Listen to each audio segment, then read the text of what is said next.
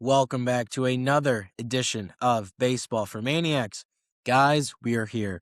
Pitchers and catchers have already reported. It's the first official day of spring training. I saw Stotty taking ground balls yesterday. I saw Sanchez and Nola throwing. So spring training for me started yesterday, but this is the first official day.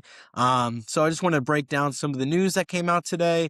I have about 4 topics I want to go by. I'm going to do this every day for the Philly spring training up until the regular season. And then I talked about this on my TikTok that once the season starts, I'm going to be doing pregame videos. I'm going to be doing postgame videos. I'm going to be doing so much Phillies content. You guys might get tired of me. I hope not. But I'm just so excited for this 2026 journey, all the content I'm going to be doing. Because I started this TikTok about 3 to 4 years ago, but I only was on TikTok into where this year my buddy came to me and said, "Hey, you want to start a podcast?" And I'm like, "Oh, absolutely." And then just combine that with my love for the Phils and how I can just like focus on them for 8 months out of the year, not just on TikTok. I'm just very excited to get this journey started. And before I get into the 4 topics, I kind of want to give a shout out to where I get a lot of my news from, because this isn't coming from me, right? Like I don't have any inside source with the Philadelphia Phillies. I'm just a guy in my house with a mic, right? So I get a lot of stuff from Phillies updates on Instagram. Go check him out. I think he is close to 70,000 followers. Post great content. Phillies Tailgate on X. Very similar. Great content. Tim Kelly on X. He's from On Pattison, and he does a bunch of podcasts. I love his show, so go check him out as well. John Clark on X from NBC Sports Philadelphia, and Matt Gelb from The Athletic. I subscribed to The Athletic a month ago to where he'll drop a story, and to see the full article, you have to subscribe. It's like $2 a month, but it's worth it. Matt Gelb is one of the most in-the-known reporters for the Phillies. So if you ever want to go check out some of their stuff, please do so. All great content creators in the sense of Phillies baseball. And then I'm going to go through my 4 topics on which I think is the biggest news to come out of the day for the Philadelphia Phillies. And the big, not bombshell, but Aiden Miller is going to take a lot of ground balls at third base this spring training. And we kind of wondered that in the sense of he's been playing shortstop his entire professional career. When he was drafted, most other people thought, yeah, give him a shot at shortstop, but he more fits out as a third baseman. But he's played the position so well to where scouts across the game of baseball look at Aiden Miller as a shortstop. And of course, right, if you can play shortstop, that makes you so much more valuable, especially with the production he brings with the bat. Because if you were at third base, you kind of expect that, like a power hitter, similar to what we expect with Alec Bohm. But if Aiden Miller can be your shortstop, then you can go out and get another third baseman to where the defense drops a little bit, but then you could put him at third base. He's not handcuffed to third base that we thought Aiden Miller was going to be. But we do have Trey Turner at shortstop, right? And after the 2023 season, even after the 2024 season with his defensive struggles, everyone was wondering, well, is this the year where we move off Trey Turner? Do we flip-flop him and Stotty? Does Trey Turner make a potential move to the outfield? Well, that's not going to be happening this season based on what he did defensively in 2025, because he had one of the best defensive seasons from a shortstop we've ever seen. Like, it was quite literally off the charts. So it doesn't really make much sense for Trey Turner to move off the position this year. And then that lies the question when we were going into spring training. Well, if you guys see Aiden Miller as a shortstop and the rest of the league sees Aiden Miller as a shortstop, where is he going to play if he's ready to go? We kind of got our answer now. So he's going to split time. He's still going to take ground balls as shortstop during spring training, but it's going to be like half and half, third base and shortstop. And I think this puts all the pressure on Alec Bohm, because he knows Aiden Miller's coming and he's ready to go. Because the thing about Aiden Miller is if he's ready with the bat, he's going to be up in South Philadelphia by summertime. To where if Bohmer's struggling, dude, you're on your last year of your deal. We're trying to win a World Series. You don't have anything under lock anymore. And they said second base will be in consideration to where he might take a few ground balls at second. I just think he fits more as a third baseman in the sense of what players we have on the team. I like Stotty. I think he's going to have a breakout year based on the swing adjustments he made in the second half. But I mean, if Stott struggles and Bohmer's having a career year and Aiden Miller's having a great start to the season in AAA, then he'll slot in at second base. Now, they asked Rob, is left field in consideration? He said no. Now, I made a whole video on if Aiden Miller's doing well, Turner's doing well, Stott's doing well, Bomer's playing well. Where does he fit? And I made the suggestion that just slide Aidan Miller in at his natural position at shortstop and move Trey Turner to the outfield. I don't think that's in the plans for the Philadelphia Phillies. Now, in my head, I still wish they would give him some run at left field. Now, me personally, I would move Trey to the outfield because he's done it before at the start of his career compared to putting that on Aidan Miller. But it just seems like they're going to go into spring training with the focus of half at shortstop, half at third base, and they're just going to let the chips fall where the chips may. Because here's the thing.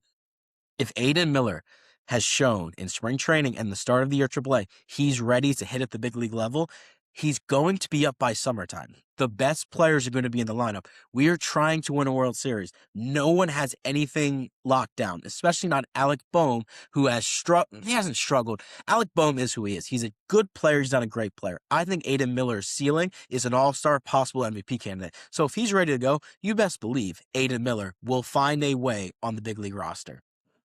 And then some injury news. Orion Kerkering has a grade 1 hamstring strain. Now, the recovery for a grade 1 hamstring strain is about 1 to 3 weeks.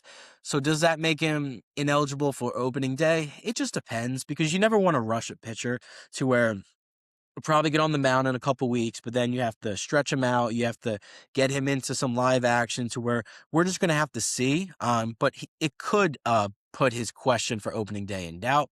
But I'm not too worried about a grade 1 hamstring strain in February, because I think Orion Kerkering is going to be fine by May, to where I think he's going to be a very valuable piece of this Philadelphia Phillies team. We all know what happened, but I think based on the offseason and how he handled the whole situation, the throw, I think Orion Kerkering is going to have a bounce back year. That might start a little later than we all expected. Michael Mercado has a shoulder injury. I didn't expect Michael Mercado to affect the Philadelphia Phillies at all. If he's in the bullpen at any point, that spells disaster on either the production side or the injury side. He had that one good start, I believe, in 24 in his debut up in Chicago. But after that, my God. And Daniel Robert has a cardiovascular thing. I don't know. I got this from Matt Gelb, so I'm not sure what's going on with Daniel Robert. If you guys remember, he was acquired by the Rangers last year. He pitched pretty well for us in the bullpen, and then we brought him back on a minor league deal. So hopefully he gets healthy to where he's ready to go as depth insurance. And then Zack Wheeler spoke to the media. Just about the recovery process, all that, this, that, and the third. Asking, is he ready to go? What is his kind of mindset? And he's like, he's taking it slow. He's a veteran. He's been injured before. Now, not this specific case of thoracic outlet syndrome. It's a very unique situation to where I think he's just focused on getting all the steps, throwing from 90 feet, throwing from 120, getting on the mound, taking this slow. And I do not want the Phillies to rush Zack Wheeler. He is pivotal to our chances at winning a World Series, because here's my thing. Yes, the Dodgers are great. Yes, the Mets are pretty good. If we get to the World Series, the Blue Jays are going to be there. The Mariners are going to be there. You're going to need Zack Wheeler to be Zack Wheeler with Christopher Sanchez, so they can give you that 1-2 punch at the rotation. That gives us a puncher's chance, because the playoffs are going to be a gauntlet. So don't rush Zack Wheeler. If he does return till May, that's completely fine. But he's pretty confident on where he's at and just excited to get back on the mound. And then they asked him, did he ever consider retirement? And he said, no, I always envisioned me returning to the Philadelphia Phillies even after the crazy injury, because when the news came down, I mean, I was saying, is he going to consider retirement? Because he already said that he wanted to play out his contract, and then he's going to retire. He doesn't want to stay around too long because he has kids. I think he has 4 kids. He just had one, to where he wants to be there for his family, and rightfully so. Family comes first over everything. So when the injury came down, I would not have faulted Zack Wheeler if he said, look, this is a serious injury. I'm just going to stay home. Thank you for your time, and just focus on his family. But he has no intention of doing that. Zack Wheeler is ready to go. He's motivated. He talked about the standing ovation he got Game 1 of the National League Division Series. I was there. It was a special, special moment to where I think he has some juice, and he wants to bring a championship to the city of Philadelphia and be down Broad Street. Because Zack Wheeler is one of the best pitchers in Philadelphia Phillies history, one of the best free agent signings, to where if we don't see him down Broad Street, man, that's going to suck. So I think Zack Wheeler is motivated, ready to go. And whether it's May 1st, April 15th, May 15th, whenever it is, we need Zack Wheeler to be Zack Wheeler to have a chance at winning a World Series.